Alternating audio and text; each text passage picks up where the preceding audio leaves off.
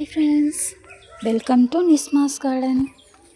இன்றைக்கி ஒரு சின்ன விஷயத்தை நான் உங்கள்கிட்ட சொல்லணும்னு நினைக்கிறேன். எப்படின்னா, ஒரு 2 விஷயம் எனக்கு கொஞ்சம் மனசுக்கு கஷ்டமாக இருந்தது. அது என்னென்னா, நம்ம அவங்கக்கிட்ட நேரடியாக சொல்லி அவங்கள கஷ்டப்படுத்தணும்னு எனக்கு தோணலை.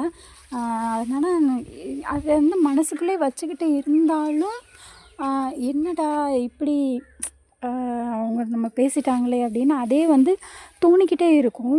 அந்த ஒரு விஷயத்துக்காக தான் இப்போ நான் உங்ககிட்ட சொல்லலாம்னு நினைக்கிறேன். என்னடா கார்டன் பற்றி தான் எப்பவும் பேசுவாங்க, அந்த வீடியோஸ் தான் போடுவாங்க, இன்னும் இது வித்தியாசமாக பேசுகிறாங்களேன்னு நினைக்க வேண்டாம். எனக்கு ஒரு சஜஷன் கொடுப்பீங்க அப்படின்னு நம்பி தான் நான் இதை உங்ககிட்ட சொல்லலான்னு நினைக்கிறேன். ஏன்னா நீங்கள் எல்லாருமே என்னோடய ஃப்ரெண்ட்ஸ் தான், நமக்கு தெரிஞ்சவங்க, ஃப்ரெண்ட்ஸ், ரிலேட்டிவ்ஸ் நீங்கள் தான் பார்த்துட்ருக்கீங்க. அதனால தான் உங்கள்கிட்ட கேட்கலான்னு நினைக்கிறேன். இப்போது நம்ம நிறைய சீடு கொடுத்துட்ருக்கோம். கொஞ்சம் முன்னாடி, அதாவது ஒரு 1 இயர் முன்னாடின்னு வச்சுக்கோங்களேன்.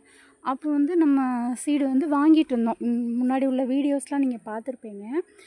சீடு நம்ம வாங்கிட்டு இருந்தோம் அவங்கள்ட்ட. அப்போது ஒரு நமக்கு நம்ம இப்போ கவர் அனுப்புகிறோம், அவங்க நமக்கு சீடு கொடுத்தாங்க. அப்படி கொடுக்கும்போது வாட்ஸ்அப்பில் நம்ம பேசிப்போம் இல்லையா, அந்த மாதிரி அவங்கக்கிட்ட நான் சீடு கேட்டிருந்தேன், அவங்க அனுப்பியிருந்தாங்க. அப்போது நான் சீடு வந்ததும் இப்படி வந்துச்சு அப்படின்னு அவங்கள்ட்ட தகவல் சொல்லிடுவேன்.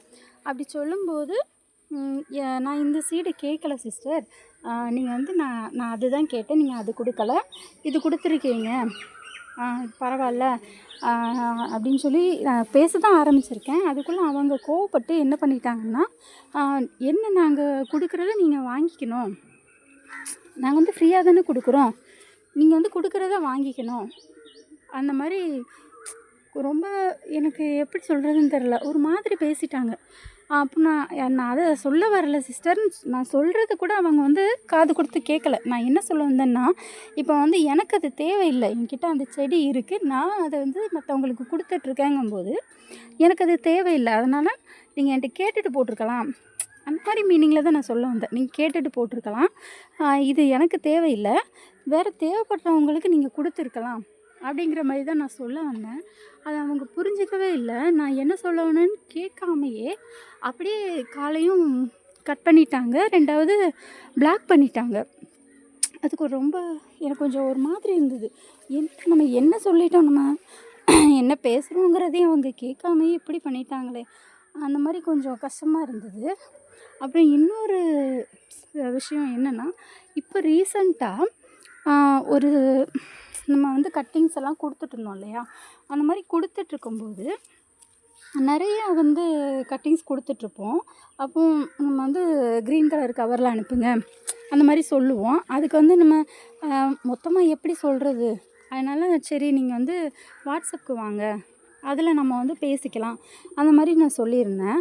அப்போது ஒருத்தங்க நீங்கள் ஏதாவது சீடு அனுப்புகிறதா இருந்தால் நீங்கள் சொல்லிவிட்டு அனுப்புங்க அந்த மாதிரி நான் சொல்லியிருந்தேன். எதுக்குன்னா, நீங்கள் இப்போ அதே மாதிரி தான், எனக்கு அது தேவைப்படாது, அதனால் நீங்கள் வேண்டாம், நீங்களாம் அனுப்பி வச்சுட்டு என்கிட்ட வேஸ்ட் ஆகிறதுக்கு நீங்கள் வேறு யாருக்காவது அனுப்பலாம்ல, அந்த மாதிரி தான் நான் சொல்லியிருந்தேன்.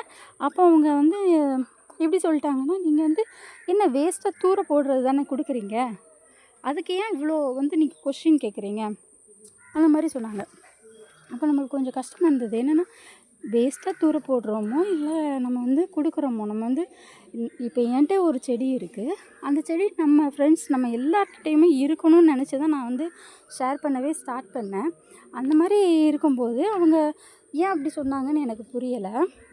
என்னென்னா, நீங்கள் சும்மா தானே கொடுக்குறீங்க, வேஸ்ட்டாக தூர போடுறது தானே, வேஸ்ட்டாக தூர போடுறது தானே, ஓகே, அந்த வேஸ்ட்டாக தூர போடுறது நான் இங்கேயே தூர போடுவேனே, அதுக்கு உங்கள்கிட்ட என்னோடய வேலையும் தாண்டி உங்கள்கிட்ட நான் பேசுகிறேன், வாட்ஸ்அப்பில் என்ன வேணும்னு கேட்குறேன், நீங்கள் சொல்கிறீங்க, நான் கரெக்டாக உங்களுக்கு தேவையானதெல்லாம் அனுப்பிட்டுருக்கேன் இல்லையா. அப்போது அவங்க ஏன் அப்படி பேசணும், இல்லை நான் பேசுனது தான் தப்பா அப்படின்னு ஒன்றும் புரியலை. வேஸ்ட்டாக கொடுக்குறத நீ ஏன் இவ்வளோ கேள்வி கேட்குற அப்படின்னு சொல்கிறாங்க. வேஸ்ட்டாக புரியலை, வேஸ்ட் எப்படி ஆகும், இப்போ நான் இங்கேருந்து இந்த கட்டிங்ஸ் கொடுக்குறேன்னா அது இன்னொருத்தவங்களுக்கு யூஸ் ஆகுதுல்ல. இங்கே பாருங்கள், இந்த இந்த கட்டிங்ஸ் எல்லாம் நான் போட்டு வச்சுருக்கேன். எதுக்குன்னா சிலர் வந்து வளர்க்க தெரியலன்னு சொல்கிறாங்க, சரியாக வளரலைன்னு சொல்கிறாங்க. அதனால் நம்ம வளர்த்து கொடுப்போம் அவங்களுக்கு. அந்த மாதிரி நான் போட்டு வச்செல்லாம் கொடுக்குறேன். எவ்வளோ பேருக்கு நான் கொடுத்துருக்கேன், இன்னும் கொடுத்துட்டு தான் இருக்க போகிறேன். நான் நிறையவே சொல்லிகிட்ருக்கேன். எவ்வளோ சீடு இங்கே பாருங்கள், இதெல்லாம் நான் பறிக்கிறது கூட இல்லை. நம்மளை மாதிரி எல்லாருக்குமே இந்த செடி இருக்கட்டும் அப்படின்னு சொல்லி தான் நான் விட்டு வச்சுருக்கேன். எவ்வளவோ பைசா கொடுத்து நான் செடி வாங்குகிறேன். அப்படி வாங்கும்போது நான் நினப்பேன், நம்ம வாங்குகிறோம், நம்ம இல்லாதவங்களுக்கு நம்ம கொடுக்கணும். இப்போ நான் ஒரு 1000 1500 செடி வாங்கினா அவ்வளோவுமே எனக்கு பொழைச்சி வர்றது கிடையாது. நிறையவே வேஸ்ட் ஆகும், காஞ்சி போயிடும். பரவாயில்ல, ஒரு வாட்டி நம்ம வாங்கியிருக்கோம், இது வந்து நம்ம அதிகப்படுத்தி நம்ம ஃப்ரெண்ட்ஸுக்கு கொடுக்கணும். இப்போ அவங்க நம்மளுக்கு கொடுக்குறாங்க, நம்ம அவங்களுக்கு கொடுக்குறோம். இதனால் என்னென்னா நிறைய வந்து விற்கிறவங்க வந்து கம்மியாகணும். பணத்துக்கு விற்கிறாங்க, அது வந்து எல்லாராலையும் வாங்க முடியறதில்ல.